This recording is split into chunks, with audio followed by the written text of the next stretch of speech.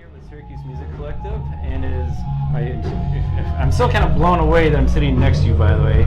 For those of you who don't know, Boy Tinsley, everyone. What's up, y'all? So, how's the tour going so far? You have a ton of dates. It's like literally, when I checked out the schedule, it's back to back to back. So I have to ask, how's it been going? I mean, it's been going really well, man. It's like, as the tour's been going along, it's just like the crowds are getting bigger, and it's just like, the music is getting better. It's just like, it's like a really cool experience, man. And you don't know what's going to happen from night to night, man. It's just like, I love this band. It's like, I sit in with this band, I produce them, I put them together, but at the same time, I'm a really big fan. Oh. I'm a really big fan. I'll like go on my bus when I'm not on stage, and actually I'm watching them on Periscope right now. But I'll watch them on Periscope and I'll have the music up on my stereo, man. And it's just like the greatest thing in the world. It's like, oh, this is fucking awesome, man, And it's just like, and it's also like you feel the energy in the crowd, and it's just like you sort of get into the whole thing. But it's been going great, man. I mean, this is a band who is just like willing to push the envelope, man. And it's like I dig that, I think that their attitude is like just to be limitless in music, and that just makes them courageous in what they do. Nice. And it brings upon just amazing stuff on stage, Well, I also wanted to ask, it's a very eclectic group of gentlemen out there. Very talented. How did the Crystal Garden come together? How did you guys find each other, bring this project to life? Well, I wanted to create this band. I wanted to create this, a true rock band. And I wanted great players that had charisma and would vibe off of each other. So that was a tall order right there.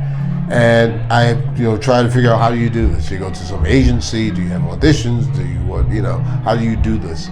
And then I tried a lot of stuff, and I was like, no, BT, the only way that you can do this is organically. Right. It's like you have to discover this person, you have to run into this person, and that's the way that it worked out. A friend of mine said, you have to check out this guy, Michael Wastman, in New York at this club, and Michael sang like 2 lines, and I was like, wow, there's my singer, And then I wanted specifically 2 musicians from Canada, Toronto specifically, because there's just so much musical talent in Toronto. And so I have a friend in Toronto who's in the music scene, and I asked them, the idea of this had gone on years before it actually formed. But I asked them over periods of times, do you know some rock musicians there that I could check out to put in a band? And it's first time, no, I don't know any. Second time, no. Now, I had planned to have this recording session in August of, I can't remember which, 2015. Right. And so this is July. And so I have Michael, I had just got Michael. And then I called my friend Steve again in Toronto, and I said, Steve, do you know any rock musicians there at all? And he said, yeah, my roommates. And he had so happened to had just moved in with Matt Fruin, the drummer, and Charlie Santos, the bass player. He sent me some samples of the music. They came on my bus after the DMB show, and I was like, okay, there's the rest of the band. You knew it just at that moment that these are the guys I want to work with. Yes, absolutely, absolutely. Very cool. Let Rocks Cry, Cry Out. That's a pretty cool title. How did you guys come up with that title? The title came from the lyrics of a song that was written in the studio when these guys first got together. I was asked to do some music for a documentary on this guy called Father Divine, this guy that was sort of this religious figure that really fed millions of people in the Depression and so forth. And so I was asked to do the music for that. And I asked the guys, after a long session, I was like, guys, you want to try some music? And I told them a little bit about the story. I think I maybe gave Michael a few words here and there. and they just let me be your guy. Just came out of them, man. You know, it's like it was like a jam that was probably 10 minutes, but within that they had the song, and Let the Rocks Cry Out is in the session, like crystals were a big part of it. It's like where I live, there's like a lot of crystal, like quartz and so forth, and it has a lot of energy. I mean, it's just like some of the most intense crystals that I've ever picked up have been like the ones in my yard. And it's like, so that energy, that vibe was with everybody. You know, everybody had crystals. You know, there was one crystal that we would all like sort of touch in common. You know what I mean, to feel the vibe of everybody. And it was a session that had like, you know, a spiritual nature, you know, as well as a musical nature. So yeah, Let the Rocks Cry Out. You know, it's about, you know, just you know, opening up your heart, man. And just like letting all that out. And you guys, like I said, I mentioned earlier, you guys have been on the road. Like I said, it's like back to back to back to back. I mean, it's aside from it being tiring. I mean, what has been, you know, your favorite story on the road, you know, so far? Favorite story. Yeah, or what you know, what stands out as like the most memorable moment so far? Definitely some of the jams. I mean, even like tonight, we pulled out a song we weren't expecting, which was like Superstition, just in the middle of a jam in a Dead song, and it was like.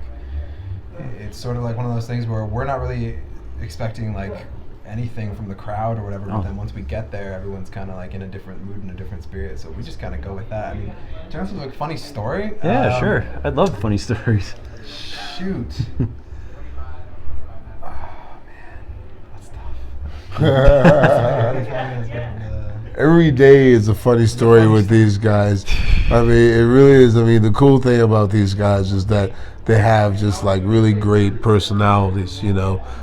So it's always interesting on the bus, you know. It's never dull, and they're also very cool guys, you know. Just like they're on my bus, you know. It's like a big crowd of us, but it works because everybody's just so cool and you know, just good people. So. Kudos and cheers to you, Matt, and to everybody else, man. I mean, you know, and you know, you're probably the more experienced road warrior or road dog, as some of them call it. Like, do you play any pranks on these guys? You know, being the new ones coming up and through, or are they kind of over that?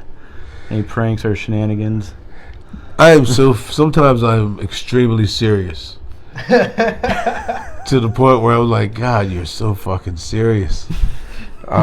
We definitely scare each other a lot while we're half asleep, or things. Or if someone falls asleep, we definitely do a lot of. Actually, Matt last night, I was so tired, and I was like, had my head back, you know, against the wall, and my mouth agape, and then the next thing I know, this cold liquid comes dripping down the side of my face, and Matt's sitting there with the bottle with a smile on his face. And I was like, holy shit. I was like, did you really just do that? Yeah. But it was, you know, so yeah, shit does go on all the time, and it's, I mean, you have to laugh, you know. Yes, I mean, a large part of this is that, you know, it's a tough haul, but you've got to have fun, you've got to get along, you gotta laugh, and all that, you know, even comes out on the stage, you know. Yeah, I could definitely feel that love or that connection on stage. You know, the way you guys interact with each other. It's really actually quite wonderful to watch, even. But just kind of wrapping it up here. For musicians just starting out, you know, what would be your inspiration or your words to them? You know, to keep them motivated or to keep them inspired. Definitely. I mean, find people that you can work with that don't put you in a box. All right. You know, like find musicians that you can play with that are willing to kind of jam and are willing to experiment with you, because, I mean, finding your sound doesn't mean picking a sound, you know, necessarily. It means, you know, like kind of finding it within either a group of people, finding it within yourself, and, you know, pretty much both those things together is going to give you, you know, a really, really good sounding sound, you know, that's your own, but then at the same time people are going to resonate because it's going to sound personal too. Right. So, right. For sure, yeah. Just got to believe in that. Yeah. All right, well, you know, thank you both of you very much, you know, for taking the time to speak with me, and